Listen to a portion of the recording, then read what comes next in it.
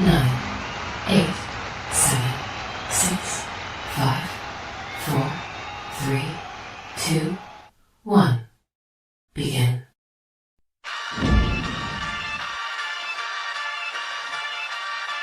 In the city of Philly, where the birds take flight, Eagle swag on the rise each and every night. Tone and Marcus got the scoop ready to ignite. From the lanes of South Street to the Broad Street lights, dashing like a running back, hitting every play. Fly guys in the zone, never led astray. Talking touchdowns, talking game day. Huddle around the mic, hear what they gotta say. Fly like an eagle soaring in the sky. Tone and Marcus always standing by, bringing their heat, call it do or die. Philly squad, hear the battle cry. Fly like an eagle soars in the sky. Tone and Marcus always standing by, bringing their heat, call it do or die. Philly squad, hear the battle cry.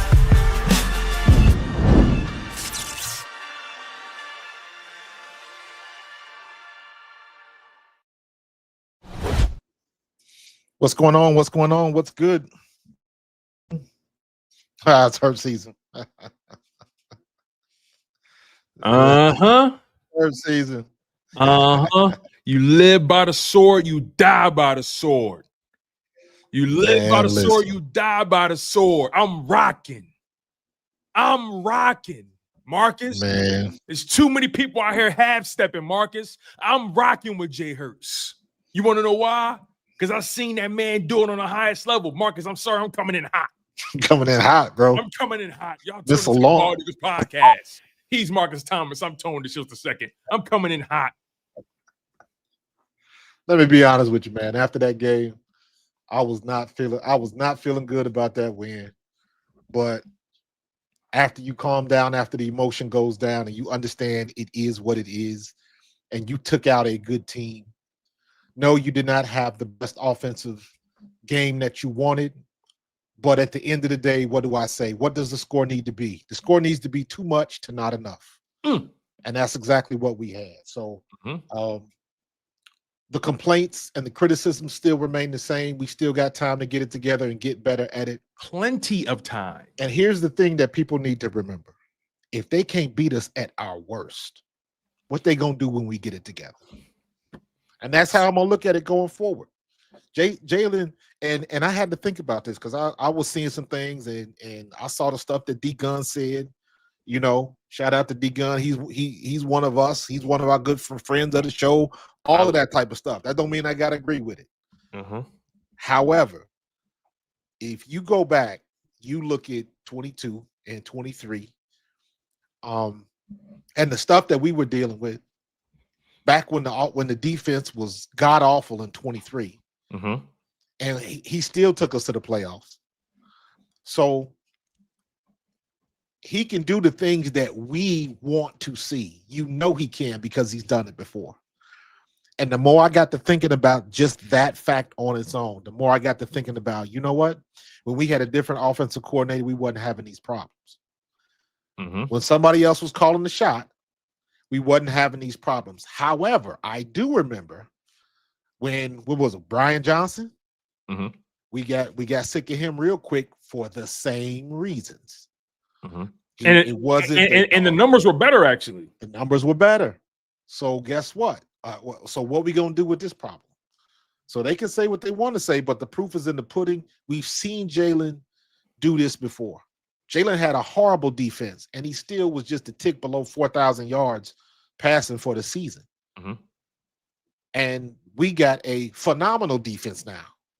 Arguably, this defense might be better than the Super Bowl defense. So I'm gonna pump the brakes on all of the Jalen hate. I got to pump the brakes on it for the exact same reasons that you were saying. You're going to ride with him. He done got us this far. He got us more than this far. He got us to the finish line. We was the one, bro. We planted the flag at the top of the mountain, Marcus, and we still sitting there. We still sitting there in the lawn chair. Hey, remember that scene in Pitch Black where Riddick escaped and they said, "Damn, where's Riddick?" You saw my man sitting on top of the hill under under the umbrella, sitting in a beach chair, drinking that cognac. You remember that scene? They Yeah. said, "Dang, where's Riddick?" He right there in the back, just chilling. Out.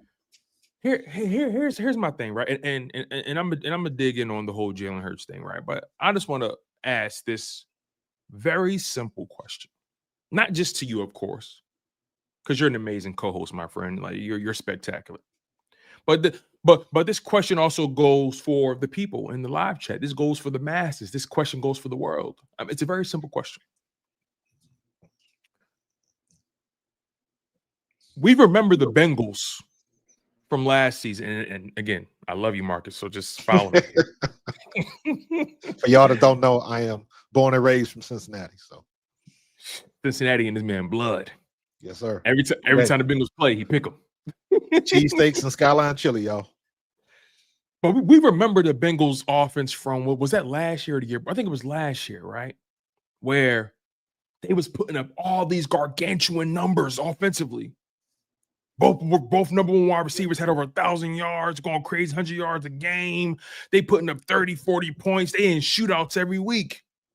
Operative words, they're in shootouts every week. Right. And what's happening in the end? They're losing. No matter how many points, no matter how sexy that offense looked, how explosive it looked, they couldn't stop a nosebleed. Wasn't going nowhere. But when I look at the Eagles, the tables are flipped. Offense is struggling, but the defense is elite. Defense is keeping points off the board. Defense is dominating people. Defense is kicking ass and taking names, and they're winning. And they're the number one seed in the NFC. And they're coming off of a Super Bowl championship. So I ask you, Eagles fans, very simple question. Who would you rather be? They want our problems, bro. Who would you rather be? What would you rather have? Would you rather have the sexy offense, no defense, and you can't beat nobody and can't make the playoffs? Or would you rather have an offense that has all the talent, they dog walking in right now, has a chance to get it together, but your defense is playing elite, has beaten the top teams in the NFC. You know, people talk about the playoffs, and you know what they say? They say it's not going to be the same in the playoffs. The Eagles got to turn up in playoffs. We beat them all already. We heard that before, too. We beat them all already. We beat your favorite team. We beat Green Bay. We beat Detroit. We beat Los Angeles. We beat Tampa Bay. And we still ain't playing right. We still ain't up to par. And the Eagles not even playing their best football, not even close. And the thing about offense is it can get hot like that. So, whereas though defense don't just get hot like that. For the most part, your defense usually is what it is. Unless you make a crazy move and do the trade deadline. Even then, that still may not be enough. But everyone knows defense is way harder to fix in the season than offense. And defense wins championships. So again, I ask Eagles fans, who would you rather be? Would you rather be a team that's putting up all these gargantuan offensive numbers, but you can't stop anybody, like the Dallas Cowboys? Yeah, we talking about y'all, Dallas. Yeah, y'all living rent-free in our head. Yeah. It works both ways. Yeah. Shout out to my man Rome too from Cowboys Fan Talk, because I'm on him. He talking crazy right now. I'm on him. Let him talk crazy, man. Because at the end of the day, you got to step on the field. And everybody throws this type of rhetoric out there, but at the end of the day, you know what? I kind of go back to when we beat Kansas City and Chris Jones was like, "Man, you threw for 113 yards," and Jalen was like, "Man, shut the hell up. We just won the game." Because that's what it's about. And the Chiefs are what, 5-5? Exactly. And you go back, everybody. I encourage anybody, y'all jump on YouTube and you go search NFL films, and you look for all of them old school veteran players. And look for them clips where they talk about what they would give up if they to get a Super Bowl. They in the Hall of Fame. They got this. They got that. They was All Pro 11 times. This, that, and the third, but they didn't sniff a Super Bowl ring. Ask them what they would give up to get that championship. And let's not forget now. And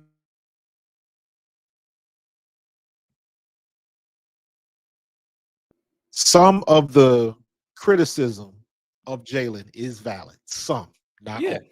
Yeah, he's conservative for sure. But you tell me, because remember, Tone, we talked about this. I was worried because what's going to happen when I remember I said this verbatim. What's going to happen when we go up against Detroit that's got a good offense? You said that, and what did I say to you? I asked you a question. Do you remember what the question was? What did you say? I asked you this question. I said, although Detroit's offense is explosive and the Eagles' offense is kind of struggling right now, do you believe that it's possible that the Philadelphia Eagles is so good defensively they can pull a team like Detroit in the deep end and force them to play that kind of football? Do you remember I asked you that? Yeah. And you said, well, it's more so about, it's not really about what we're going to do. It's about what they're going to do. Right. And they couldn't do a thing. We had Jared Goff flustered, throwing balls in the dirt, hook shot and stuff. He had like damn near 0 air yards, Marcus. Most of them yards came, all them yards came from screen passes. Did you see what Nakobe Dean did to the running back? Bro, he blew up David Montgomery. Let me tell you what I meant to break this down on film. By the way, I put my man Seth in the background. Shout out to Seth joining. It's his birthday today, so shout out, big bro. Shout out to SJ, man. It's my guy. Seth was our defensive captain when I was with the Eagles. So Seth has always been an OG, always been good to me, always had a good word. I'm still efforting to try to get him on the podcast. So shout out to Seth, man. But we have a situation where we are not playing well. That is not up for debate before I get there, what I was talking about was the block, Nakobe Dean on the running back. And what I saw was somebody that lowered his head because Nakobe Dean got there too fast. What happens is running backs' biggest advantage in pass protection is leverage.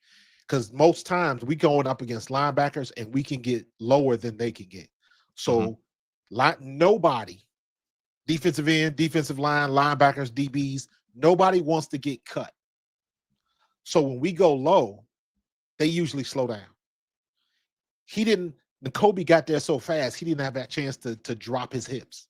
Because if you drop your hips and hit somebody in their growing area or in their hips, they gonna fold because that's the crease point. For anybody. He didn't even have a chance. You see him lower his head. That was the body at the last possible second trying to get as low as it possibly could. And Nakobe Dean blew him up. He knocked him into Jared Goff, and Nakobe Dean touched him to get the sack. That was incredible. Let me put it in perspective in case people don't really understand what you're talking about. Because you saying some real stuff right now, man. He as a running back, one of the hardest things is if when you pass protection, you're looking from the inside to outside. Here's what's interesting about inside it. First. Here's what's so interesting about it. David Montgomery, 5'11", 230. Nakobe Dean, 5'11", 231. Yeah. That's body on body, same size.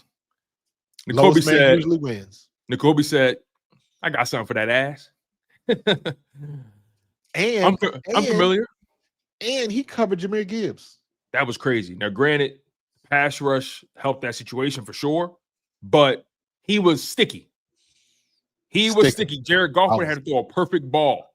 I was impressed. He was sticky. I was impressed on that one, bro. Nakobe Dean had an amazing game. Let's just hone in on that defense since we're talking about it, man. Because you haven't really had a chance to really iron out what we saw from that game. That Philadelphia Eagles defense, they shut down an offense that people told us that we should be scared of. People told us, "Oh no, Detroit's gonna be a different vibe with Detroit come to town. You're gonna have to chase them with points. Y'all gotta have to put up points to beat Detroit." I was talking about Jahmyr Gibbs. You know what I'm saying? That's what they said. And to that point, real quick, because you made a bold prediction, and I made one too. I just chose the wrong white boy, but you made a bold prediction about Jahmyr Gibbs. And what was that bold prediction again, Big Marcus? That the defense would hold him to under 50 yards. How many rushing yards he had? Not 50. Not 50. He had 39. Not 50. But to be fair, that Joker caught them passes for what, 107? You said He got out. You said rushing yards, didn't you? Yes, I did. Okay, just want to make sure. I was specific. Just want to make sure you specific. I was specific. Just want to make sure I heard what I heard now. Yeah. Because again, man, like this Eagles defense, yes, Jahmyr Gibbs and James Williams had his spots, right? But for the most part, that offense was Jahmyr Gibbs a bust. It was Jahmyr Gibbs a bust that entire game. That offense was a non-factor. Yeah. And honestly, if the Eagles had even a mediocre offensive game, they blew them out. And to your point earlier, they're not even playing their best game. Imagine once they strike a match. Because once the playoffs, see, football, this game, it's all about trends and momentum. Yeah. It's all about momentum. And it's so unfortunate because the Eagles started picking up momentum, then they had their bye week. Right. So they kind of typically, going into bye week allows you to go back to the drawing board and iron things out. And the bye week did benefit them. Don't get me wrong. But part of me feels like that bye week maybe offsetted the momentum it was building offensively. Nonetheless, defensively, they came out of that bye week locked and loaded. And Jalen Phillips struck again. Bruh, Jalen. It wasn't a strip sack, but it was a sack. Jalen Carter and Jalen Phillips. And Jordan Davis, can't forget that, man. 3 pass deflections at the line. The Eagles had 5 pass deflections from the D tackle position. Has that ever been done before in a single game? That's the J crew. Them boys right there. The J crew. I like what you did there. That's J crew right there, bro. I didn't think that they would best what they did when they blocked them kicks against the Rams. That was phenomenal in itself. And now, what Jordan Davis, get them big paws up.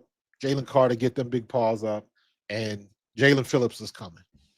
So now we got a 3-headed monster on that defensive line.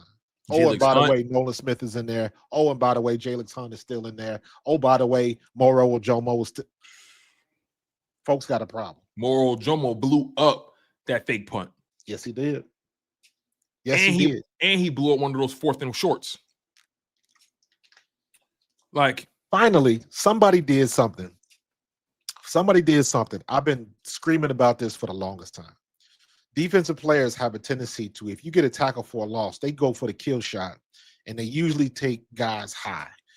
Ojomo snuck off that end, and he wrapped Jahmyr Gibbs' legs up. Mm-hmm. Wrapped his legs up. If you go back to 22, I think King Henry was still with Tennessee. I believe we beat him and we held. Yeah, I think he was still with Tennessee, and I believe we held him to like 30 yards. He got outrushed by the quarterback. Like, we shut him down. And what we were doing was our defensive line was so good, they was infiltrating the backfield, so he couldn't even get to the line of scrimmage. He had to change directions before he get to the line of scrimmage, and we was getting them legs, and he wasn't getting nowhere. Yes, you're right. We held the Tennessee Titans. We held Derrick Henry to 11 carries, 30 rushing yards. He had he was averaging 2.7 yards per carry. His longest run of the day was 6 yards. Ryan Tannehill had 3 carries for 34 yards. His longest rush of the day was that 17-yard scramble. They flat out dominated. We dominated. And Derrick Henry was a non-factor. But I bring all that to say that the defense was getting Jahmyr in his legs, getting him in his legs, and making it happen. And the biggest difference, what I see, and this is a very drastic comparison, because when you're talking about the 23 defense and what we have in 24 and 25, the ability to make the tackle makes all the difference in the world. Even though our defense was not great that year, if they could have just simply tackled better, the defense would have looked. I don't think Sean Desai would have got fired. It would have been a little bit better. But I don't know what was going on. I don't know if everybody was making business decisions, but we just could not tackle that year. That was the biggest difference. We couldn't tackle. And then the next year, all of that changed. Mm-hmm. I don't know if Vic just brought that old school attitude. I changed it, but I'm glad it changed. Yeah. And defense, right? That is a big difference from 2023 because you saw a team that it seemed like all technique was non-existent. Correct. And you're seeing a team now under Vic Fangio that not only are they disciplined, and look, you're playing against NFL teams. You're going to get gashed at least once or twice in a game, especially a team like Detroit. Eagles got gashed a few times the other night. They did, but what stood out to me is how they responded after that. Yeah, they did, and let's not sugarcoat it. They got gashed by one of the best in the league. Yes, Jahmyr Gibbs, in my opinion, is one of the best running backs in the league. Yeah, and honestly, that boy is so fast. Honestly, I don't mean no harm. And I said this a while back, but I was like, yo, I know Bijan Robinson was drafted first, but I'm a Gibbs guy. I ain't mad at you. I'm a Gibbs guy. In my opinion, there's no wrong answers in that one. Yeah, it's no wrong answer. There's no wrong answer. No wrong answer. Because I'm sure because if you put Bijan in Detroit, I'm sure Bijan going to do that and some more. Yep. So take your pick. Yeah, do you like chocolate ice cream or vanilla? Hey, do you like mango water ice or do you like cherry? Like at the end of the day, you cherry lemon mix, dog. At the end of the day, you're gonna get satisfied. At the end of the day, you're gonna be satisfied, but it's just choose your flavor. You know what I'm saying? But I'm a Gibbs dude. Again, that's just me though. Nonetheless, you nailed it, right? This team is tackling at an all-pro level all across the board. Reed Blankenship, this is an underrated play that doesn't get talked about. Reed Blankenship had a big tackle in the red zone. He wasn't able to wrap up Gibbs, but he hit him so hard. Yep. He lost his balance and couldn't stay on his feet. Yep.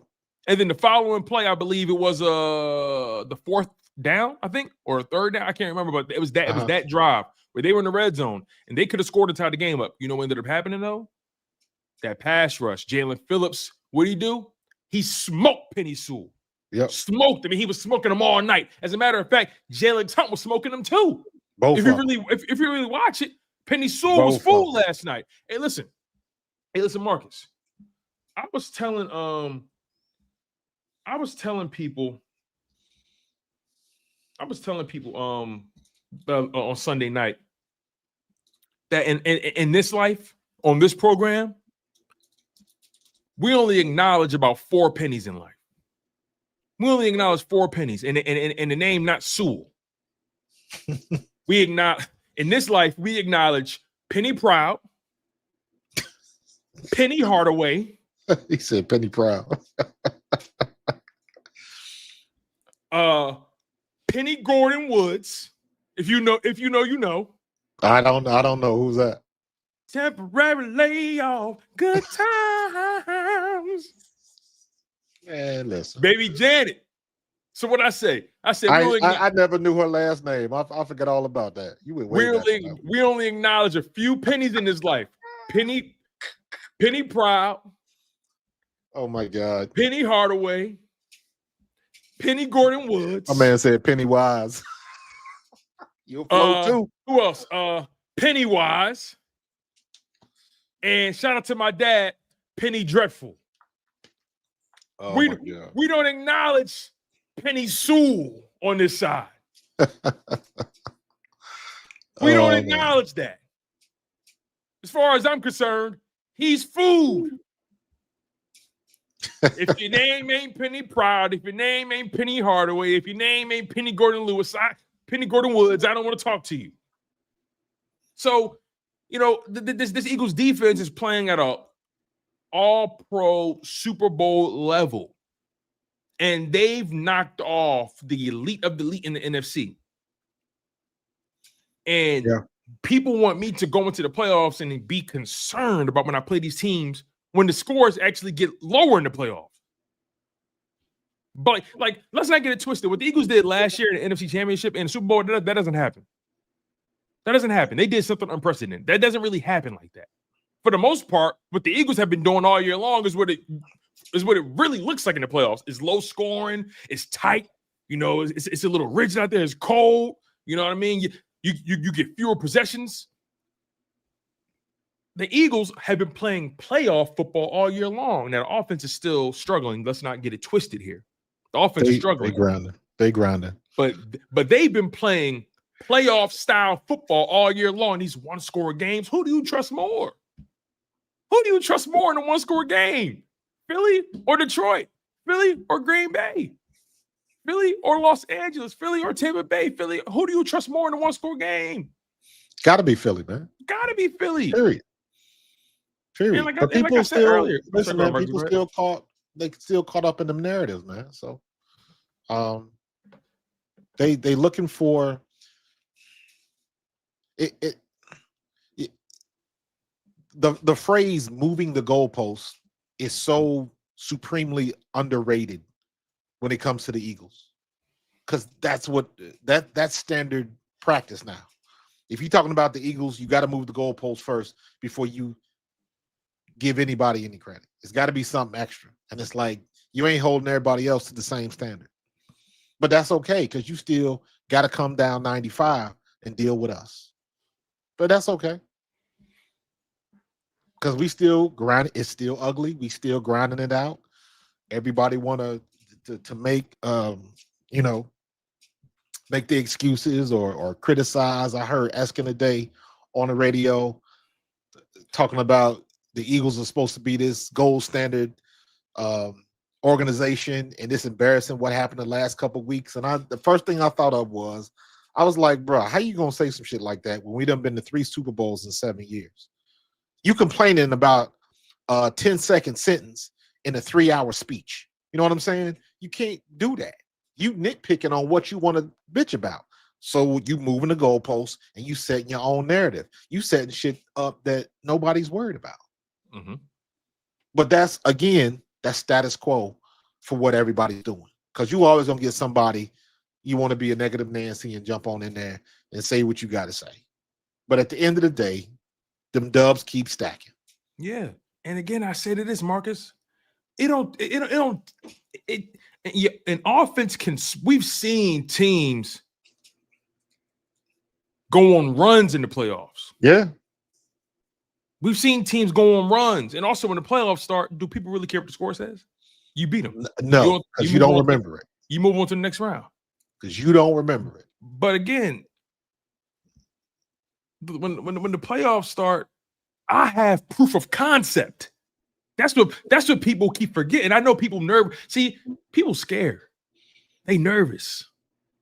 They're not built for the big time. They nervous. And all they can find themselves saying is, oh man, this offense gonna be the death of us. This offense gonna be the death of us. Oh my God. And my whole mindset is I have proof of concept that, hold on, wait, offense kind of started off slow in that Green Bay game, knocked them off by double-digit points. The Rams game, that was a knuckle dragger. We handled that. You know what I'm saying? All you got to do is get hot at the right time. That's all it takes. And you're 8-2.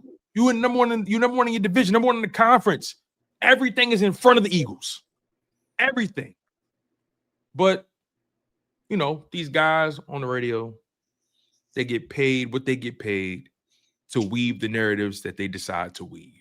They get paid for the views, man. So and it's unfortunate because you see a lot of people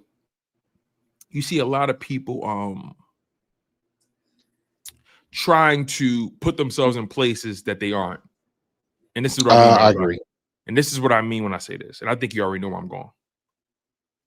And, we started off the show showing love to our guy D-Gun because we have real love for D-Gun. We know D-Gun personally, you and I. We got real love for D-Gun. We've worked with D-Gun. We know D-Gun is one of the most well-respected dudes in his industry.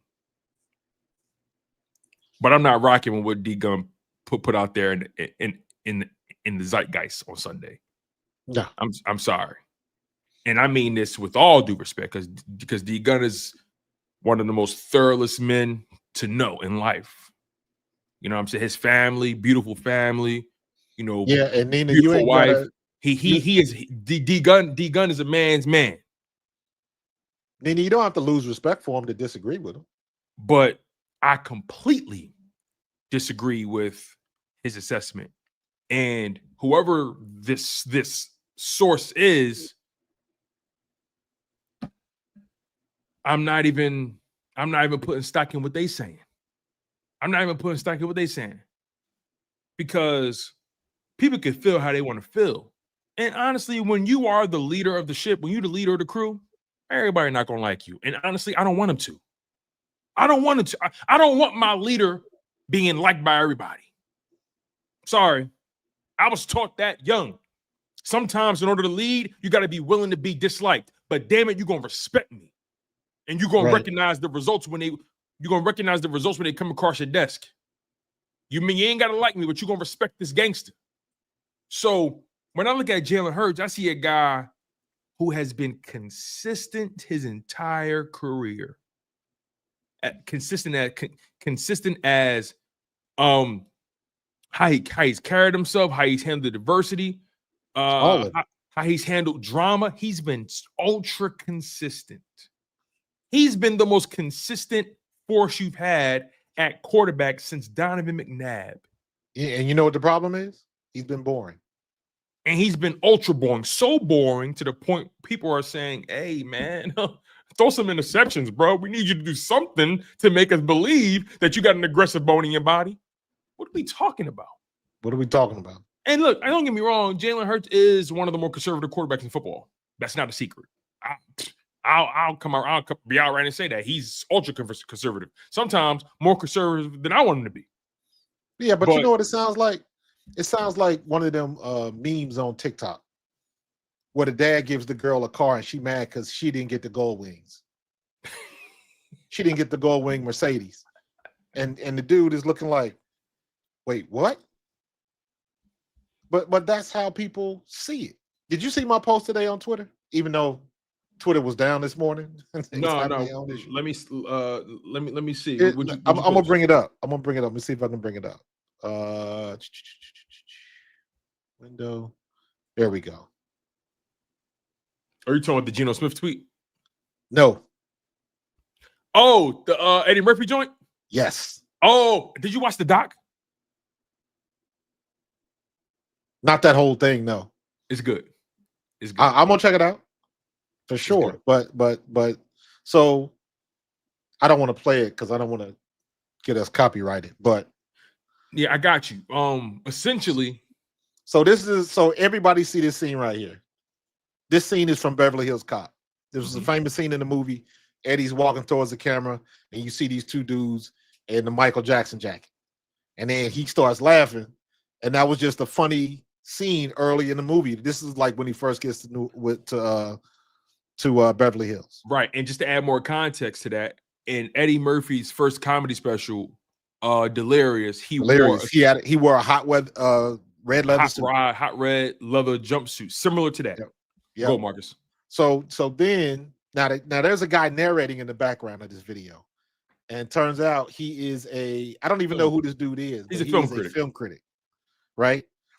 And he sounds legit. He sounds like he knows what he's talking about. And he was making your point about this was the kind of stuff you make. And he's saying, yeah, he was laughing at his, it was a funny part in the movie, but he was kind of riffing on himself and laughing at himself as well. And then after he gives this dude gives his comments, then they switch to Eddie Murphy. Eddie Murphy is like, no, that's not what it was at all. I wasn't laughing at myself. I know the dude that was in one of them jackets walking toward me. And every time he would walk toward me, he would make a face and make me crack up laughing. And I bring this situation up talking about what happened with D Gun. And even though, just like that film critic, even though he's legit, even though if we didn't see this last part with Eddie Murphy, you would have took this dude's word as gospel. And I'm gonna be honest with you, Marcus, when I was watching the documentary, because they were smart to show that part first. Exactly. I was watching the documentary and I was like, oh damn, Eddie's clever. That's smart. That's smart. That's smart comedy. Sense. That's real smart comedy. I like that. It made sense. But then Eddie Murphy popped up on the screen saying that wasn't what it was at all. My homie, I know, but that's my homie. Right. Like, that's So a great example you just pulled up, because all it does is speak it about a just disconnect from goes perspective. to the point where even though people that are good at what they do, sometimes they don't know the whole story. It's almost like if if a stranger or a nosy neighbor sees you and your wife having a heated conversation, and then all of a sudden they think you getting divorced or something like that, because they don't know the whole story. All they saw was a 10-second clip of maybe a 2-hour conversation. Marcus, I think I just cracked the code, yo. And shout out to Richie MC 6170. Can you bring his comment up on screen? Richie MC. Yep, he's talking about Hard Knocks coming to the NFC East very soon. Can you bring that up on screen? It's pretty close to the bottom. It's it's like the third comment from the bottom. I think Richie helped me crack the code. They generating interest. These pundits, and I'm not even talking about D-Gun anymore. I'm talking about the other people. They trying to get they trying to make the Hard Knocks final cut. Could be. They trying to make the Hard Knocks final cut. That's what this is. I get it now. I get it. The Eagles are 8-2. They're boring offensively. Defense is flying high. They beat great teams. It's too good to be true. It's too good to be true. I get it now. These guys trying to make the final cut of Hard Knocks. They trying to be the ones that get the voiceover credits. I get it now, Marcus. I think we cracked the code. That's why all these narratives are starting to fall out of the sky around this ticket the Hard Knocks about to release. I never even thought about that like that. Because guess what? Shout out to Richie MC for sparking that. I can say I have not watched Hard Knocks. I have not either, but they trying to make sure we watch it now. Yeah, facts. And look, here's the thing. The Philadelphia Eagles, whether we like it or not, and no matter how we see ourselves or how we think the opponent sees us or how the masses see us, we're box office. Right. And the Eagles are one of those organizations where they sell when the negativity is on them. People, the Eagles are the team you love to hate. The Eagles are your big brother's most hated team. Right. You know what I'm saying? The Eagles are the team that people just, bro, every time the Eagles come up, I hate the Eagles. When I just meet random sport fans, they're not even in the division. I hate the Eagles, man. I hate Eagles fans. They're the organization, we're the fan base that people love to hate. Love to hate. Because it's easy. And we kind of make it easy, but it's all good. I don't understand that, because as much as the stuff that we done been through, all the years that we wasn't winning, like I played in the 90s, bro. All the people used to hit us with the I remember this one, boy. This was good too. When they would hit us with the ring pops. So that's the only ring you're gonna get in Philadelphia. They would hit us with the ring pop candy. Look, man, I just look at Jalen Hurts and I look at what has Jalen Hurts really done for you not to have confidence in him? Because in his 4 years as a starter,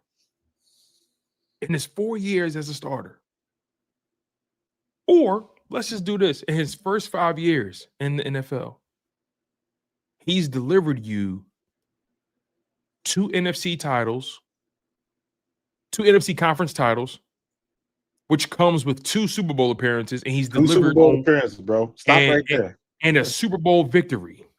Stop right there. You don't have to go any further. Super Bowl victory. Stop. Full stop. Like, what are we doing? Like, that was what, 6, 7, 8 months ago? Yeah. Something like that. And it just blows my mind the lack of grace, the lack of respect. Again, I say the lack of respect. Someone who delivered a Super Bowl to the city, the first franchise quarterback to do so. Something Carson Wentz couldn't even stay healthy for. Stop it with Carson Wentz. Something Donovan McNabb couldn't do. Donovan McNabb and Andy Reid have 4 cracks at the apple. How many NFC championships they made it to? 4? Yes. They had 4 cracks. They had 4 cracks at the apple. Only made it to 1 Super Bowl. And ultimately got their ass beat. Yep. But Jalen Hurts is the one that you want to continue to have this fervor for. Like, come on, bro. Stop it. Stop it. Stop it, bro. Everybody, it all goes back to what we've talked about many times months before about what is the public outlook of what they want to see as a quarterback. And I used this example before, and I used this a couple years ago. Heck, I used this when in 22. If Trevor Lawrence had Jalen Hurts' numbers, the way Trevor Lawrence is built looks the golden boy, looking like Sunshine from Remember the Titans with the arm and the height. He's got all the measurables except the most important one. But just like they moved the goalposts for Jalen, they'll move it back up for other people. If Trevor Lawrence or Baker Mayfield or Brock Purdy or Justin Hurts or any one of these quarterbacks that you want to, if they had Jalen Hurts, if everything was equal, everything, if they had Jalen Hurts' exact resume, I'm talking stats and all, stats, all pro Bowl, Super Bowl appearances, Super Bowl win, if they had this exact resume, you know what they'd be saying? Hall of Fame trajectory. Exactly. This man has earned your respect. That's it in a nutshell. He ain't got nothing else to prove. He did it. He lived up to the contract. But because it's Jalen Hurts, and because Jalen Hurts doesn't feed into the drama, and because Jalen Hurts didn't give you that interview, they take every chance they get. Because Jalen Hurts don't just sit with anybody. They are salty. And Jalen Hurts doesn't give access to himself to everybody. He doesn't. Yeah, Jalen Hurts. But that's the problem. Everybody wants their way. They want it done their way, and it has to look their way. That's why it is so almost insulting when you hear other people want to. I just wish AJ Brown would just do this and just be quiet and play, and it would be so much better if he did. And I'm like, if you really looked at yourself in certain situations, how you do it is how you do it, because your personality is unique. So how it's just like anybody in the chat. If you got kids, you know exactly what I'm talking about. You know which one of your kids gets mad the easiest. You know which one of your kids is the quiet one. You know if this particular child, if that child is mad, that means something really must have happened, because he don't get mad for nothing. You have that unspoken communication. I look into things like that, and I used to say this all the time when I used to work at Apple, because Apple, we had a good team, and I used to say this all the time because we used to have these meetings, and they used to call me coach at Apple, and we would have all these meetings, and I would always tell them, I was like, we need to be so tight as a team to where I know what's going on. You ain't even got to say nothing to me. That's how tight you need to be as a team. Unspoken communication. You got it. Tone, you married. If you see your wife and she got a certain look, something ain't right. Time to go. And you ain't got to say nothing. Time to go. But that can mean you in trouble. That means she in trouble. That means you in a situation that she don't like, and the antenna is up. But you talking about unspoken communication. That's where the Eagles have been and are getting back to. The defense is there, in my opinion. The defense is altitude. They are cruising. They are using the least amount of fuel, and they are making the maximum amount of distance. So they are at altitude and they cruising. The offense is hitting turbulence every week, but they still managing to get up to altitude. Not just that, they still managing to land that motherfucker. They just getting over the storm. It's bumpy. You know what it is? They just getting over that storm. So eventually they gonna get up to it. And you know what? Maybe they won't.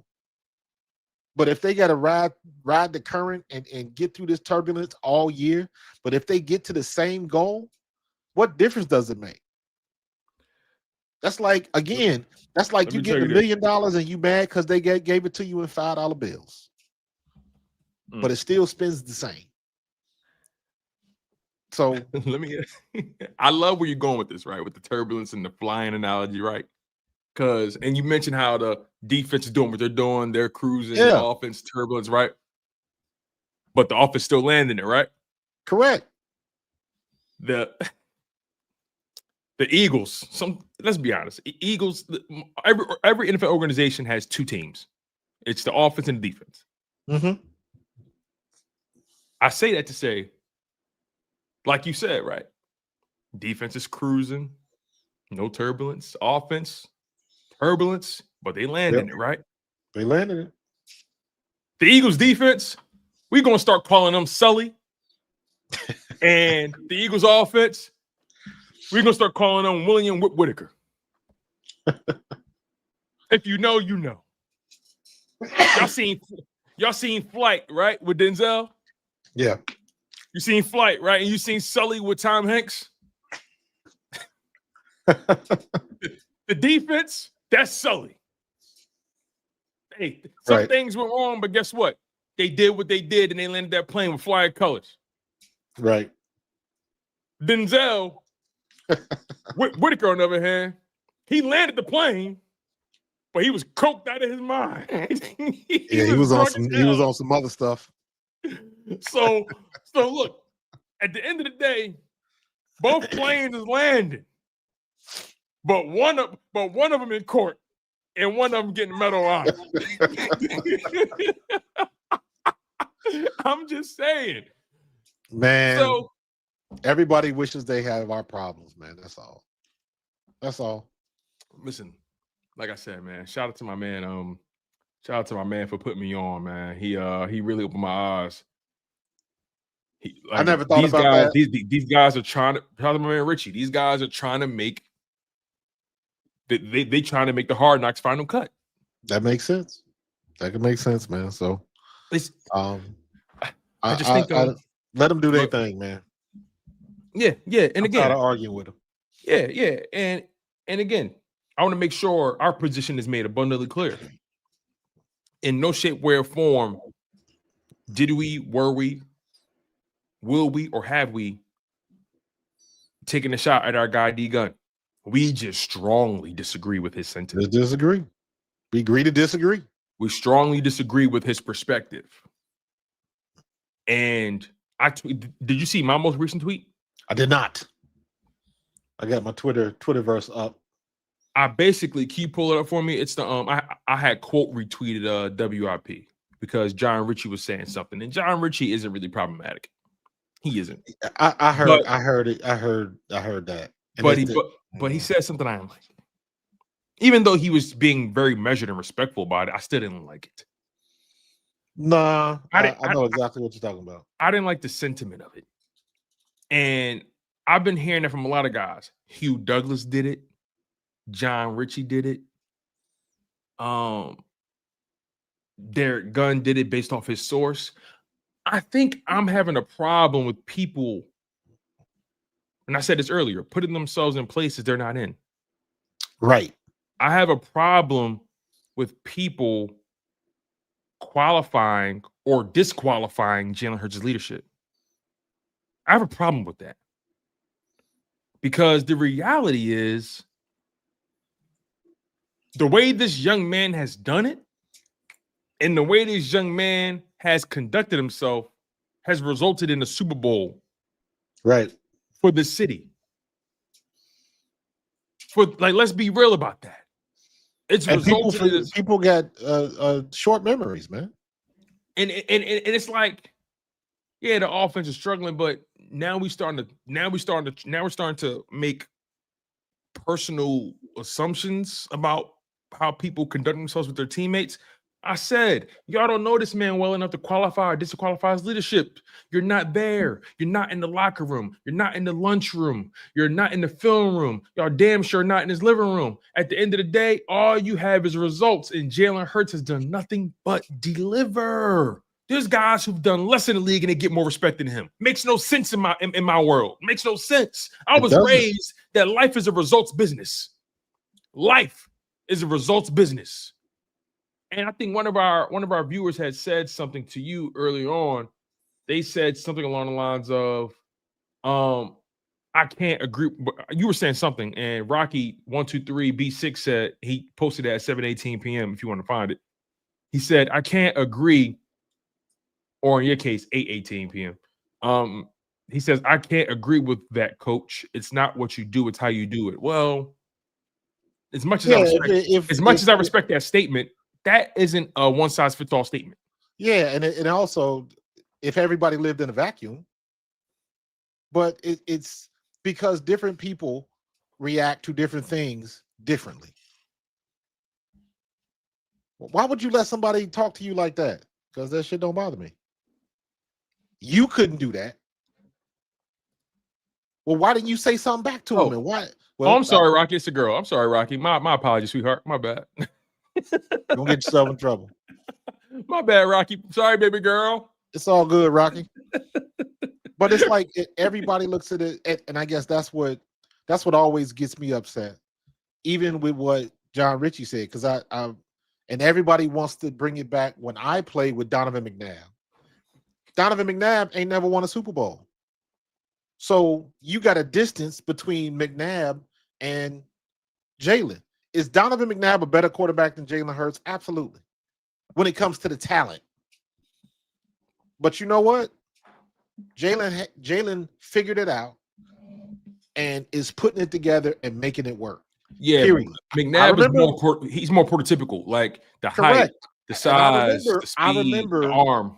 I remember specifically Donovan's second to third year, I think it was, where he put on a lot of weight, muscle. And early in the year, he was throwing a lot of low balls, throwing a bunch of balls in the dirt because he had put up so much muscle mass. But the reason why he did it makes sense. I know I'm not going to be a running quarterback my whole career, so I got to be able to take the punishment in the pocket. That makes sense. So he did what he had to do. He changed his narrative, and he got better for it. Having done that, he still didn't get the ring. You're not wearing your NFC championship rings. Mm-hmm. Don't nobody wear them.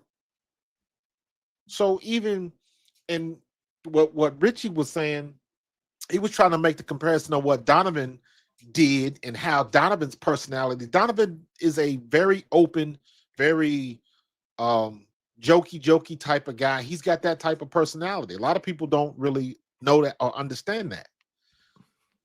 And that ain't Jalen Hurts. Jalen Hurts is a coach's son. He is very reserved. He is very measured. He's militant as hell. His words wisely. Even when you go back and you look at that conversation between him and AJ Brown at the Super Bowl when it was wrapped up, and him and AJ were talking, and you can tell they had been through some things. And Jalen said it. He was like, "Dude, that's life."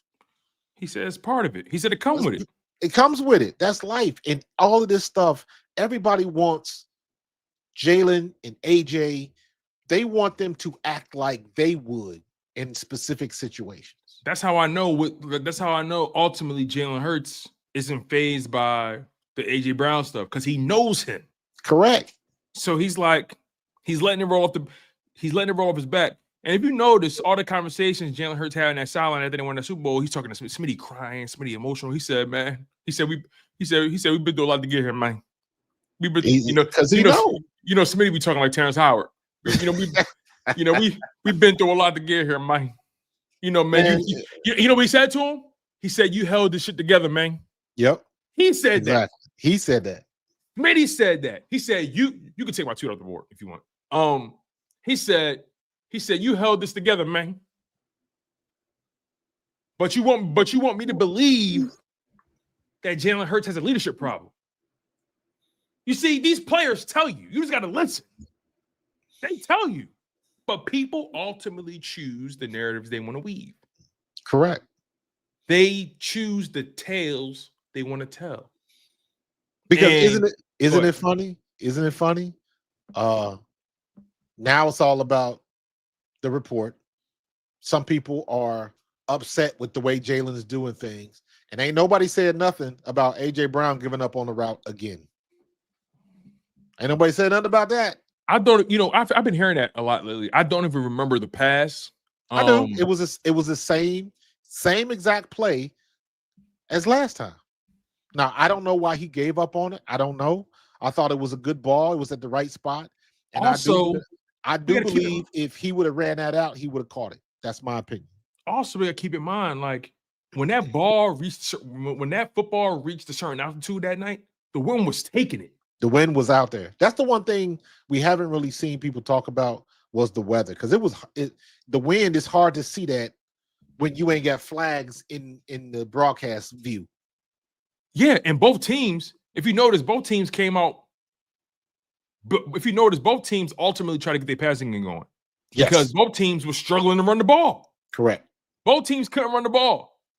Correct. Now, the Eagles ran the ball slightly better, but both teams struggled to run the ball. So both teams had no choice but to lean on that passing game, even in the conditions. And the game looked how it looked. Like Jalen Hurts, that was like he's had way more efficient games than that. But you could tell that he said, "Screw my efficiency. I need to make a play." Yeah. I'm still subscribed to the fact that, or I should say, I am more on board with the fact that I think Kevin Patullo really needs to design more plays to attack the middle. I think it's not that difficult. I think it can be done. You got Saquon on a check down almost every play, and you got the king of slants, AJ Brown, that you could do that almost every play. And you those can still, slants not working no more, man. They own them. They got to do something. They got to do something else. They got to do something else. Well, no, you put them in motion, or you shift them over. Because I will still take AJ Brown on a linebacker all day. Yes. You just gotta. And you also just in that gotta game, pick they the didn't like spot. to slot him in that game either. No, you just gotta They pick don't your do it. spots. Because it to me, it still goes back to the old tenement, the old school state of mind. I don't care if you know where I'm going. I bet you won't stop me. That's where I come from. We would run an ISO play. Roy Kidd used to do this in college. We run an ISO play. Something happens, and somebody on the offense ran it, and run it again. Run it again. The coach would get on the line of scrimmage and say, "Hey, defense, we are going right here. We running the 22 ISO. We are going right here." And then he would be on the guard like, "You better make that block." So even that's where I come from. Even though if you know where I'm going, if you execute it the right way, the play will still be successful. So I don't care if they know that AJ runs a lot of slants. They knew he ran a lot of slants when he got 5 games up with 125 yards or more. They knew it then. True. Yeah, that's true. I think the difference, though, is just the feel. Kevin Patullo, I'll be honest, man. Out of all the OCs Jalen Hurts has had, Kevin Patullo might have the least feel. Out of all the OCs he's had in his NFL career, he might have the least feel for the job. Because play calling is a feel. You gotta have the pulse of the game and be able to think 2, 3, 4 plays ahead. You got to be able to set stuff up. That's where Shane Steichen separates himself from. Shane Steichen, the best OC Jalen Hurts has had. Easily. Shane Steichen and Kellen Moore. Yeah, and the Kellen Moore got it done. So obviously, he got it. Kellen Moore got it done. Shane Steichen maximized Jalen's talent. Yes, I agree with that. Kellen obviously had the Saquon factor. Saquon was doing what he was doing, and sometimes when you got a guy playing at that level, you got to get out the way. And that's the part that people don't like to talk about, right? They like to say, "Oh, Jalen Hurts wasn't playing well last year." No, he got out the way. Get out the way. He saw what we saw. Saquon Barkley having an all-time season. Sometimes you got to just get out the way because that's what it's going to be. You feel what I'm saying? So, yeah, I just don't. These narratives, man. Obviously, they're never going to end, and it comes with the territory, especially in Philadelphia. Yeah, it is. But Ray, if you're asking about Saquon hitting the holes, I don't know what to tell you. I know they pitched him outside, I think twice. And I know one of those, he just ran everybody to the corner, ended up going out of bounds, but he got like 6 yards on the play. And I'm like, I remember that's all you got to do. I remember that, yeah. Now, Tank Bigsby is the type of runner where he puts his foot down and he bounces outside, and he bounces outside hard. And if you remember, if you want to look at a lot of those plays last year where Saquon took off, and the few plays that he went off this year, he bounces them outside. They're meant to go inside the tackles. But if they crash the gaps, a good running back, you go off of what you see, and you bounce outside and you roll with it. Yeah. So even though we run in inside plays, we suck everybody in, and then you bounce outside, and then you got Saquon on a DB. I'll take that battle.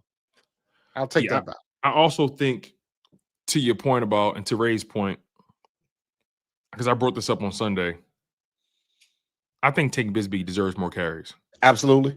Because he will take a ton of pressure off Saquon. Because I think Saquon kind of feels like he has. I'm not saying he's feeling pressure, but I feel like Saquon just feels like he has to break him. He has to be the one to break the plays. And I get it, right? And you play the position of running back, so I want you to guide me through this thing. But I feel like, okay, I'm looking at the carry. Okay, I'm looking at the carries, right? Forget intention, forget results. I'm looking at the carries, right? Well, I'm sorry, let's not forget results, but forget intention, forget trying to assume what guys are thinking or feeling. Forget that part, right? The carries, Saquon had 26 carries for 83 yards, average 3.2 yards a carry, longest run of the day, 14 yards. Tank Bigsby, 4 carries, 34 yards, average over 8 yards a carry, longest run of the day, 17 yards. I don't understand why we can't bring Saquon, in this example, bring those 26 carries back to 20 and elevate Tank Bigsby's 4 carries to 10. Well, you can, but they're not doing it. But what I'm saying is I think that's what needs to happen, because Tank Bigsby has been offering a change of pace. And he has been pretty explosive when he's gotten some opportunities. Yeah. And I just think that it would make your running game multi-dimensional. It would take some angst off of the Saquon factor. You know what? I don't even want to say it like that, man. Saquon is doing what he's been doing. No, I don't think it's a him thing. I agree with you. The problem is because you got different styles. Tank Bigsby can bounce it outside, and that's been working because everybody is so busy shooting those gaps trying to stop Saquon. That benefits his running style right now.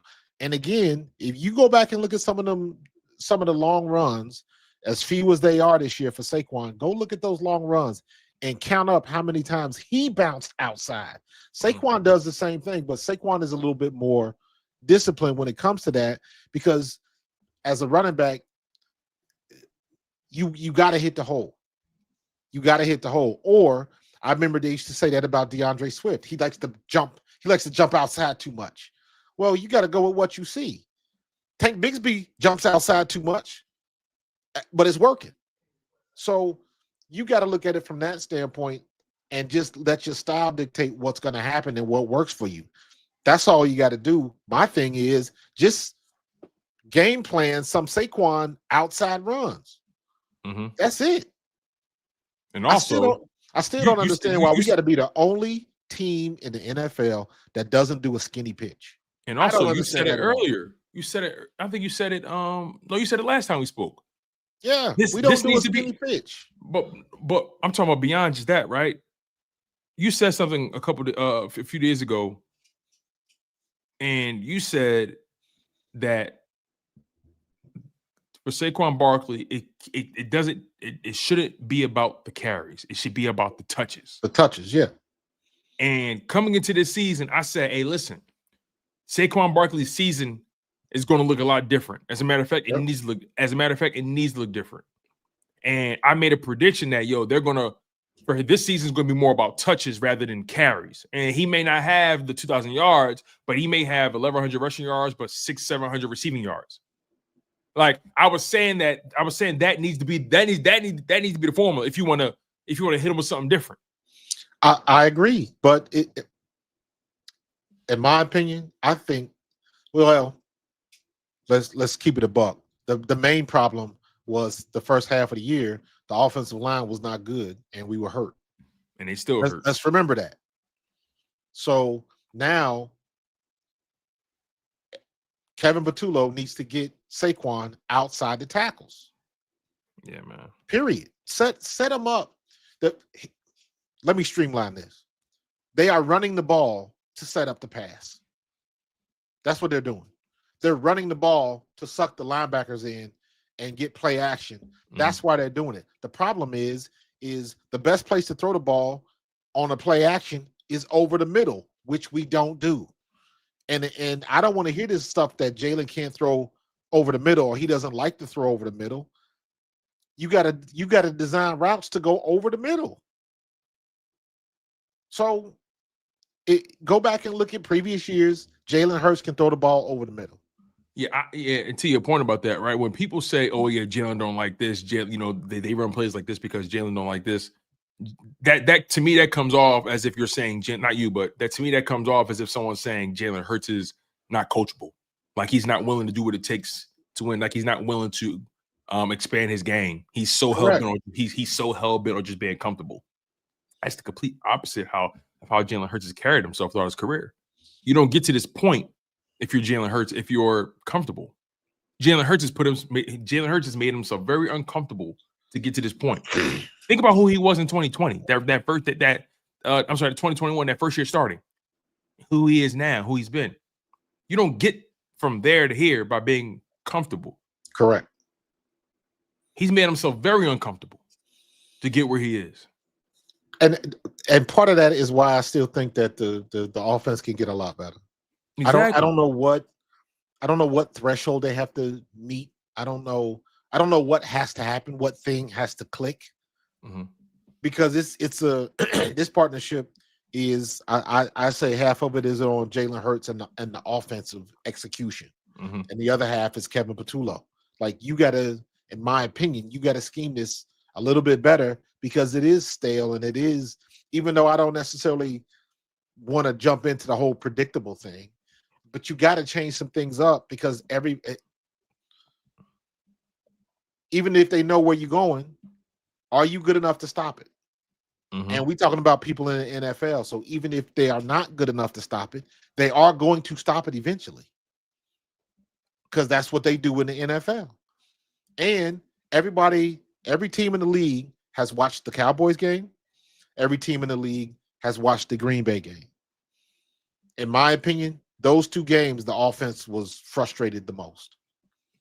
Yeah, it's funny, right? Out of all the games we see them play, these past two games, when they went up against the best opponents, it's probably the most anemic the offenses look. Because this is why this game is critical. I don't want to trip up and lose this game. I want to sweep Dallas. I agree.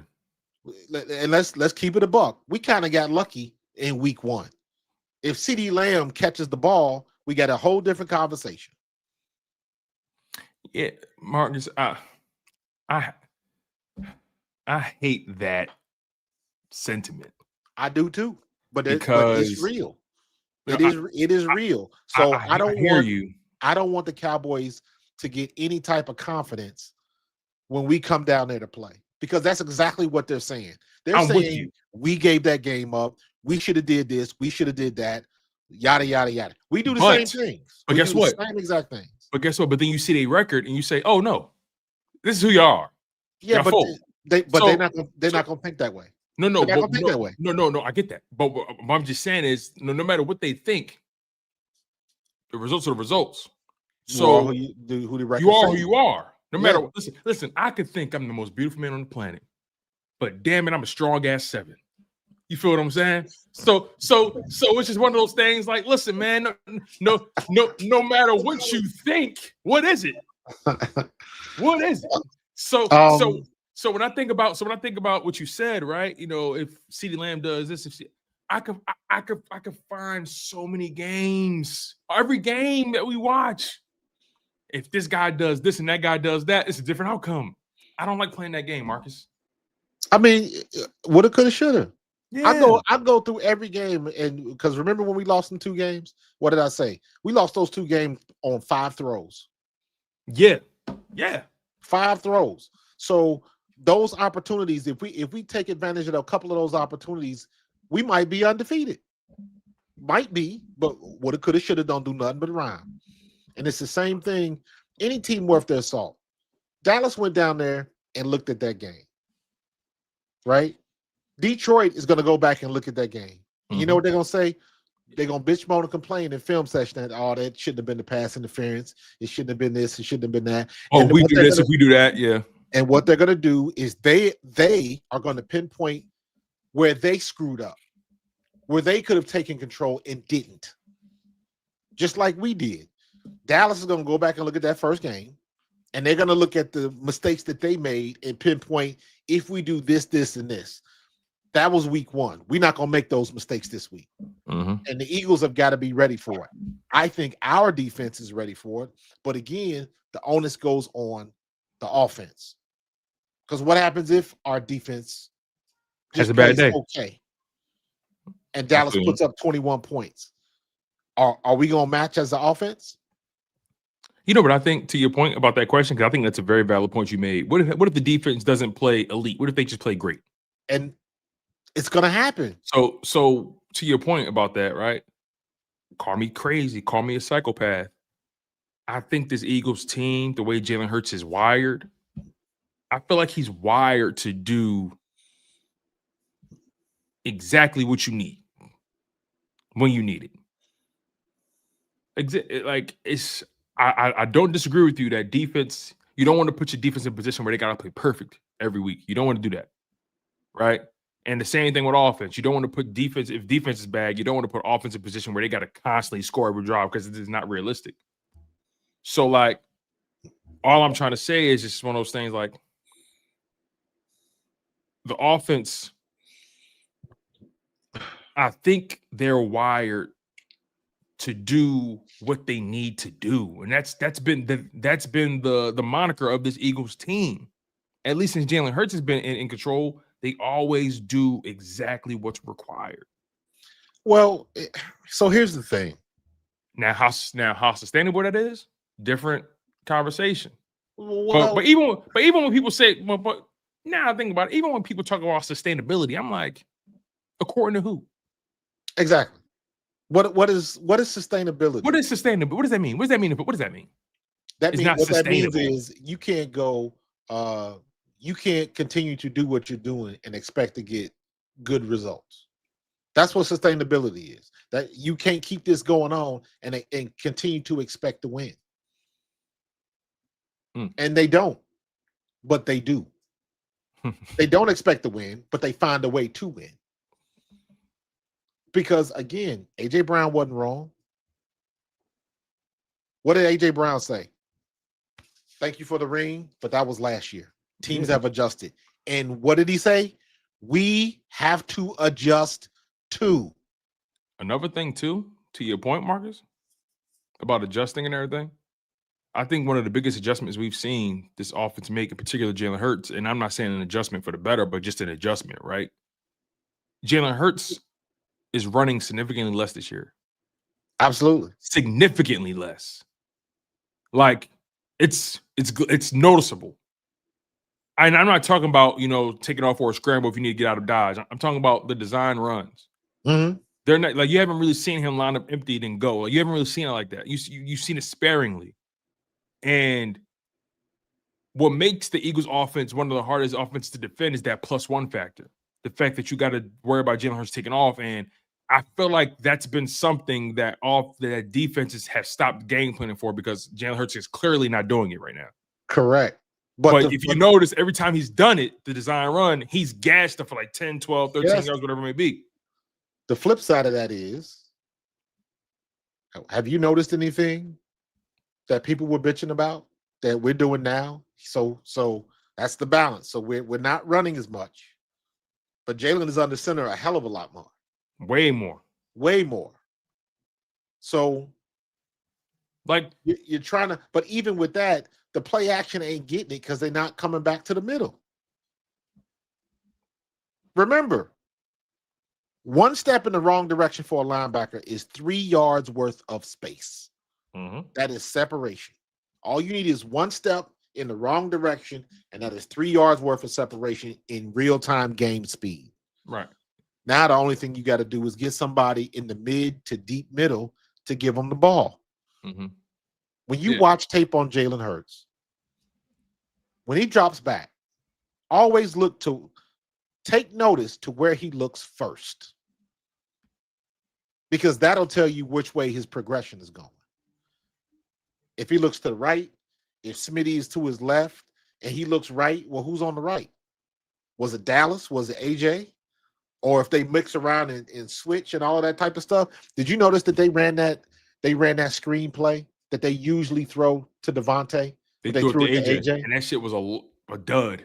Because the defenses are looking at what's being run. They're not looking at who running it. They understood that formation and somebody goes in motion. I guarantee you somebody on that defense was like, screen this way, screen coming.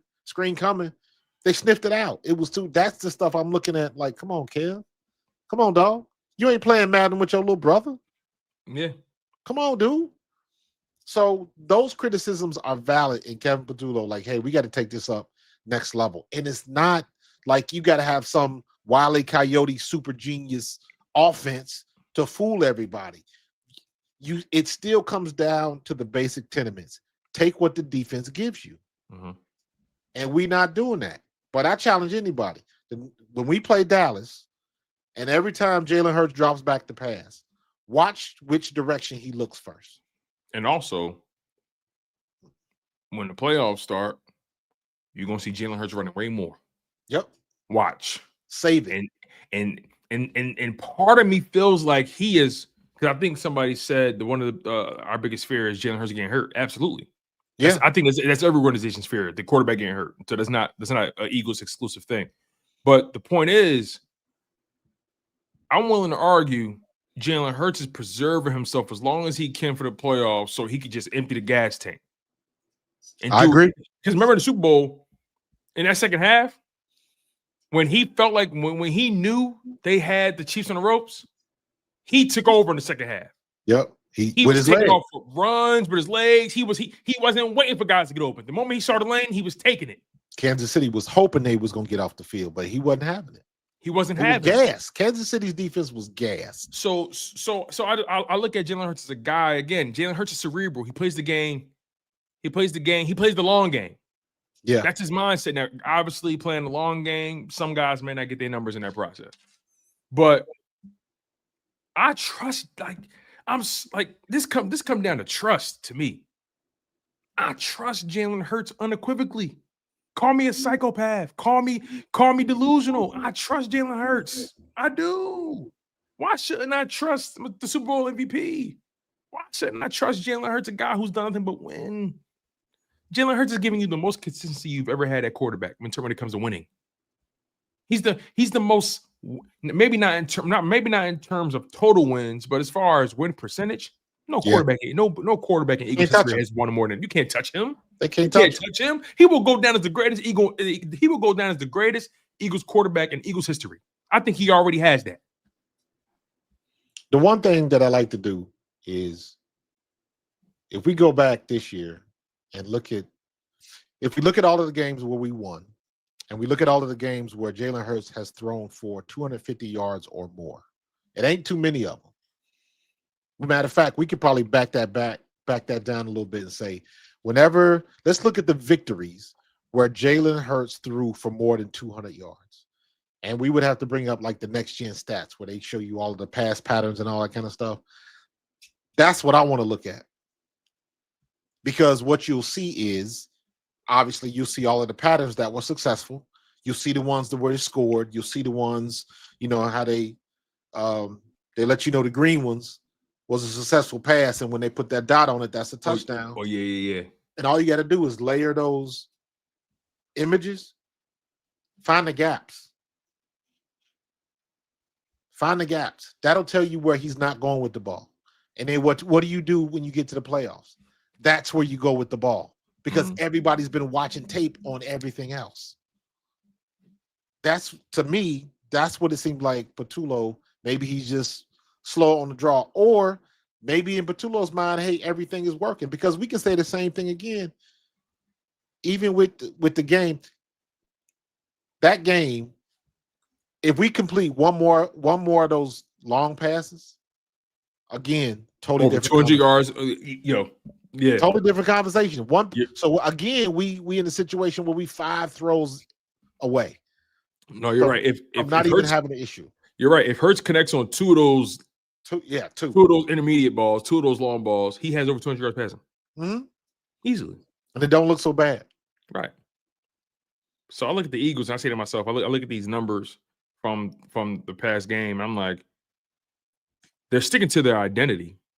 It's just execution and injuries on the old line, and that they know who they are. They know who they are. They've committed to it, but they got to get more out of certain guys. So let's put this out there now. Guess what's coming? We going down to Dallas. Guess what you're gonna see? You're gonna see that same type of defense that Dallas ran the first game, and you're gonna see that same type of defense that Green Bay ran. And you got Overshown back. You got Quentin Williams down there, and then you got the circus that is Dallas. Yep. Because everybody want to talk smack on the Eagles, and we come into town and we shouldn't have beat them the first time. All of that rhetoric comes into play, but they gonna have a game plan too.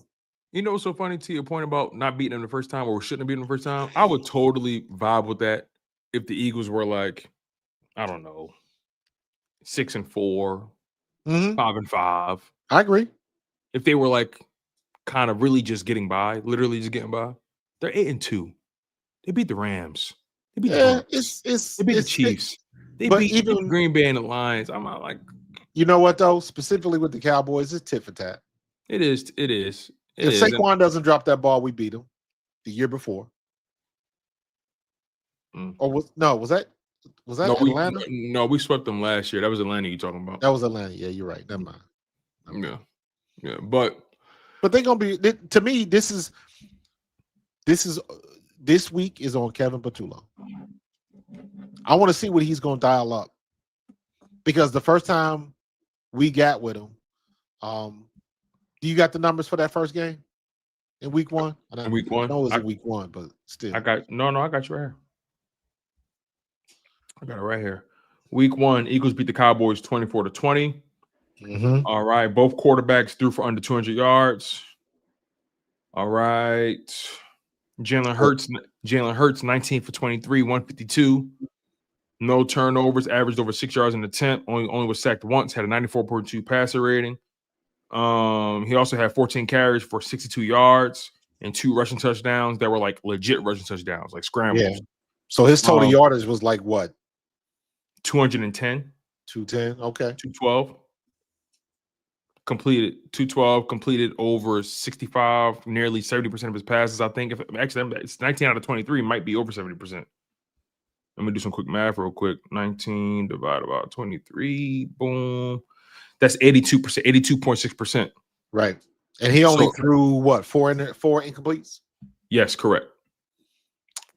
So I really want to go back and look at that passing chart. Where were the open guys? In that game, man, that was the game where Dotson had the most yards. Dotson had 3 catches for 59 yards. He had that big 51-yarder. Yeah. This is a game where the Eagles running game kind of really was doing I mean, they had 152. They had 152 yards pass and 158 yards rushing. It was very balanced. 23 pass attempts, 38 rush attempts. And our defense is a hell of a lot better than it was back then. Exactly. So, Dak ain't gonna have that much time, but I still wanna know what Kevin Patullo is gonna dial up because he's seen this defense before, and we should know how to get past it. But yeah, we'll see. Keyword in the sentence is should. Yeah, big should. But I mean, I think we pretty much covered it all, man. Pretty much covered it all. I would say let's go over these picks, but I don't know if I feel like it. What about you? Nah, let's hit these super chats. Yeah, let's hit the super chats. Do his guy here. Got to die. Super chats. I notice every time the heat gets turned up, Nick in the offense, coaching staff, Hurts hit piece releases like clockwork. Makes you wonder. I don't disagree. My man Alex, people want me to turn on Jalen after I sit through Cobb, Bradford, and Mark Sanchez. Nah, they tripping.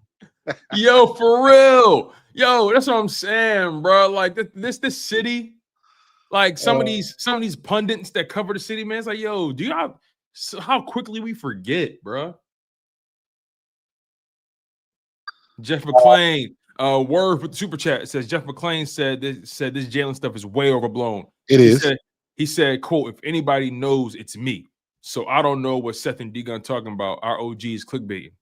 Look, man, I don't want to go that far because, look, I have a tremendous amount of respect for Seth Jordan and Derek Gunn. So I want to tread very lightly in how I handle those fellas because I got real love and respect for those guys. Seth Joyner, gave my dad a birthday shout out and signed the jersey for him, an authentic Hall of Fame Seth Joyner jersey. Like yeah, man, Seth was my captain, dog. So Seth Joyner made an appearance on Chalk It Up Sports. I ain't got nothing bad to say about him ever, but I just disagree with their sentiments. And Jeff McClain is a guy Jeff McClain is actually the one that's known for really spilling the tea. Yeah. And McClain was like, listen, this stuff is overblown. He said, and that's why it's so funny when he said, if anybody knows me. Yeah, man. McClain be spilling the tea for the Inquirer. Shout out to McClain. Adam Phillips getting Nolan back, getting BG back, and getting Nakobe back. I think Nakobe's most important piece right there.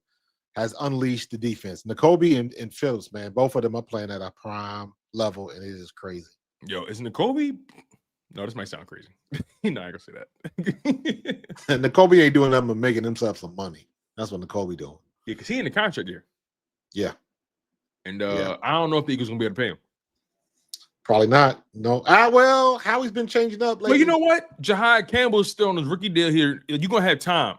Yeah. You're gonna have time between a Nakobe contract versus Jahad Campbell, depending on where he goes. You're gonna have some time to figure that out, but you still gotta pay Carter. You're gonna have to pay Jordan Davis. It's gonna be hard to keep these guys together. You're not gonna be able to keep them all together. You're not.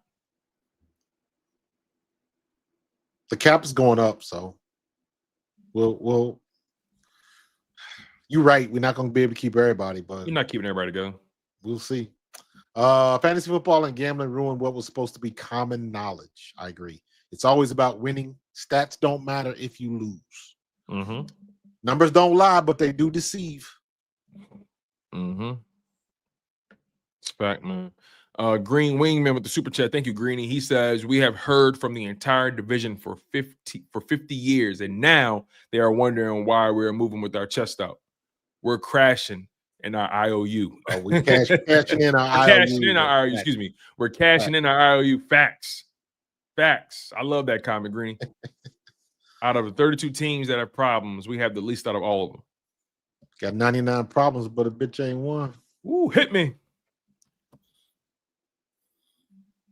Hurts is not the problem. He has had no issues concerning connecting with Goddard and Smitty all year when the ball is not forced. AJ and Hurts need to man up and communicate more. They do. That's why I say don't believe all of that hype. Like they not talking or them dudes see each other every day. Every day. Like they every day. They see each other. They see each other when they don't even feel like seeing each other. Like they see each other in the weight room, the locker room, the cafeteria, the But practice mostly in field, film session. the film session. They are talking. You can't, and besides, something like that would completely offset a team. If the quarterback and the number one receiver are just completely beefing, that would, come on, man. That's something you wouldn't be able to keep on the wraps. Correct. I don't care how stoic Jalen Hurts is. You would not be able to keep that hidden if AJ Brown and Jalen Hurts were really beefing. Now, I mean, has their relationship probably changed? I'm sure. I'm sure it's changed. You know what I mean? They've been teammates. They've been teammates for a while now. You know, business is involved. Friends since college, man. They've been friends since college, but even beyond that, now business is involved. And you know, they always say don't go into business with your family. But they managed to cash in on it no matter what. Both players have had have experienced the highest of highs with each other. So I'm sure at the being with it's like anybody. Like you spend more time around them, you start noticing all their little quirks. Tell me, everybody in the chat could try to convince me you get along with everybody in your family. That's what I'm saying. Good point. You know what I used to say? I used to do this when I used to teach Bible study. And we used to get on the subject of how do you show that like you love God or you love Jesus or something like that. And I would tell them, I would ask one of the kids, I would say, do you love your mother? And they, yes. Prove it. Right now. Show me. I can't. Exactly. The only way you can show it is by your actions, by your everyday actions. That's it. Because I can see a stranger and they can make like they taken care of and loving on their mom or dad or whoever, and then be abusive when they get home behind closed doors. So the point being is, I don't care what somebody says.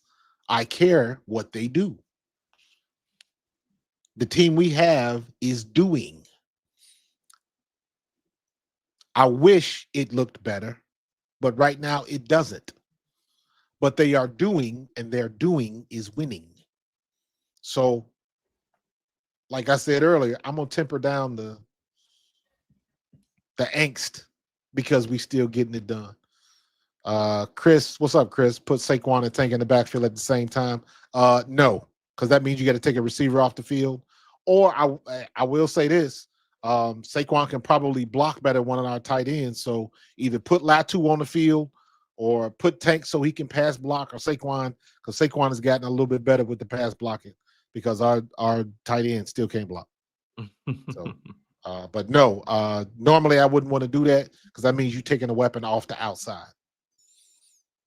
Real talk. Does KP stay in Philly if we don't win the Super Bowl? It depends what we look like as we don't win it. Ooh, that's what that means.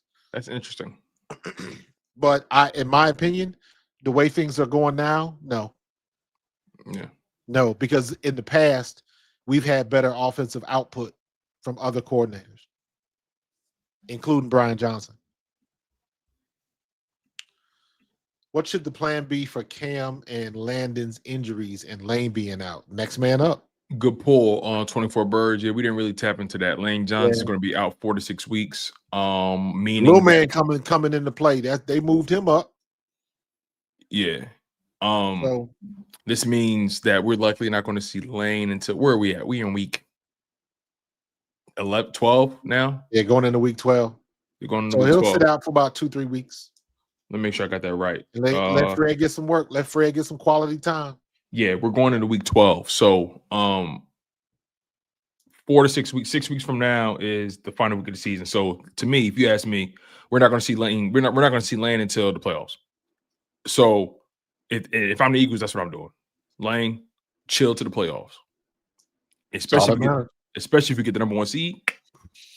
So no Lane. Cam Jurgens left the game in the fourth quarter. So maybe Cam doesn't play this week. Who knows? So you're going to have Brett Toth at center and Fred Johnson at right tackle. I'm not all the way mad at that. But it is going to be interesting, especially with the Dallas interior, the new look Dallas interior with Kenny Clark and Quentin Williams. That will be interesting. But nonetheless, though, And appreciate that 24. He hit us I think- up with a $5 super chat on both channels. yeah, for sure. 24 definitely love. always show love like that. I definitely appreciate him. Bond will be 30 by the end of his deal. N'Kobe and Jihad the future at linebacker. Yeah. That's to that point, right? That's why I said if they do pay N'Kobe, they'll have time to decide the Jihad Campbell contract because Bond's contract will probably be, let's say they get N'Kobe 3-year deal. Let's say that. Jihad Bond's contract will be ending. Then Jihad and N'Kobe be right there. And then you'll be paying Jihad at that point. So we are in a win-win situation in that. Yeah. So yeah. We good. They got the talent. So and Jihad, don't think because the snap counts are going down, he's a lesser player. No. Right. It's just that N'Kobe's just more experienced and he's playing at he's balling right now. He's balling right now, and you can't and also it's not like N'Kobe's a random dude that's out playing him. N'Kobe's a guy that was on a Super Bowl winning defense. You know, unfortunately, he got hurt in the wild card round, but that don't take nothing from that season. He gave us. I think he's playing better. I think he's playing better now than he was last year. Work. And obviously, look, I feel like he's still getting his legs under him. Marley Q. Be good to go, man. Yeah, Marley Q says, thank you for the $5 super chat. Marley Q says, first game of the season didn't have a 1-2 punch of taking Saquon. First game of the season didn't have JC, Dean, or Phillips. Good point. Good point. All great points. Good point. All great points. That might not had that much time. Adoree Jackson has settled down. Agreed. Because you heard what Fangio said? No, I did not. He called him a survivor. He called him a survivor. I like that. Man, Vic Fangio's old school, bro. He tell it like it is, man. I love it though. He tell it like because it is, because a coach like Fangio is the reason why Adoree is a survivor. Because Fangio ain't got no problem taking you off that field. And so I've heard some people argue. I think it was Dave Zangaro. He said the things that Adoree Jackson has experienced as an Eagle, for example, giving up that touchdown to Jameson Williams. Dave Zangaro made the educated assumption that, and I actually agree with him, a young player probably would have had a hard time bouncing back from that. He said because of Adoree's experience and he's seen everything, he understands the concept of a short memory at the position. Right. Next play, get it going. Keely is the kind of corner, if you ask me, when the rains it pours. When he strings together one too many bad plays, he just starts. It was raining a lot. He was bad luck. Keely had a good game on special teams on Sunday. He's a good special team player. He looked fantastic on special teams. He's a good special team player. He is. And we'll leave it at that. Yeah, Alex says Eagles still need to add Lampkin to the 53. They probably will, with Lamb potentially going on IR. We'll see. That kid Willie Lampkin. I need to see what's up with him because I want to see him play, man. You don't get to this level and you don't get all of these accolades for nothing. Yeah, how he stole him to the point where the Rams were mad that we got him. Yeah, Rams fans were like they were like, what were they saying? They were saying, yeah, Howie, it's an unspoken rule. Yeah, like, man, y'all better get up out of here with that nonsense. And guess what? If you're gonna be mad, you'll be mad by yourself. Yeah, man. And also, like, Adoree Jackson, last point on him, then we could transition to the next super chat, I guess. Adoree Jackson, it wasn't like he was going up against a chump receiver crew in that game on Sunday. Right.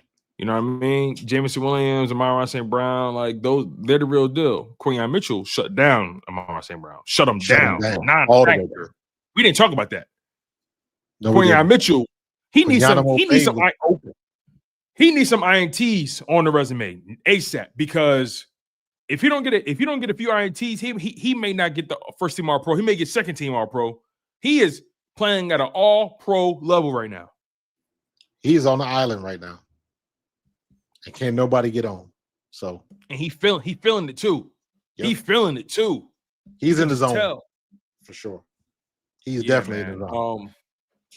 That's the last tip Was we that? got, man. That's the Appreciate last the one. love, All right. y'all. For sure, y'all. We appreciate y'all. You guys have been fantastic. Donating to the channels, donating to Pro Fan Talk, donating to Chalk It Up Sports. You guys are awesome, man. For just supporting what we have here at the Bald Eagles podcast. It's been a hell of a season, and we still got so many more games to go. And we just appreciate y'all for being on this ride with us for as long as you guys have been. And look, we're going to agree, we're going to disagree, we're going to go tit for tat, whatever it may be. But we all want the same thing in the end. That's why I kind of get frustrated when I hear people talking the way they talk, because they know damn well when the Eagles win the Super Bowl, we all win. Facts. Especially these radio stations. When the Eagles win the Super Bowl, we all win. So, we'll see. They gotta have something to say. They forgot about Dre. Hey, man. They just moving their lips. It's just that simple, man. All right, let's get out of here, Tone. Yes, sir. He's Marcus Thomas. Matter of fact, I almost forgot, man. Make sure y'all smash the like button. Make sure you guys are subscribed to both channels, man. Hit the hype button as well. Subscribe to Pro Fan Talk. Doing amazing work. Also, make sure you guys subscribe to Pro Fan Hoops. Also, make sure you guys are subscribed to Chalk It Up Sports, where no matter if we win or if we lose, we just got to charge it to the game. It's always love with us. You guys know how we carry it. You know where our bodies be. You feel me? He's Marcus Thomas. I'm Tone This just a second. And this has been the Bald Eagles Podcast. We out of here. Go Birds.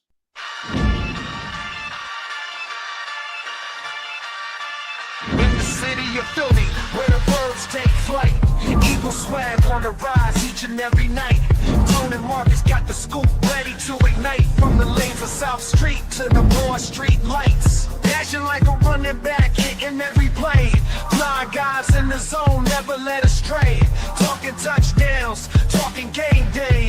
Huddle around the mic, hear what they gotta say. I like an eagle soaring in the sky. Tone and Marcus always standing by, bringing their heat, call it do or die. Philly squad, here to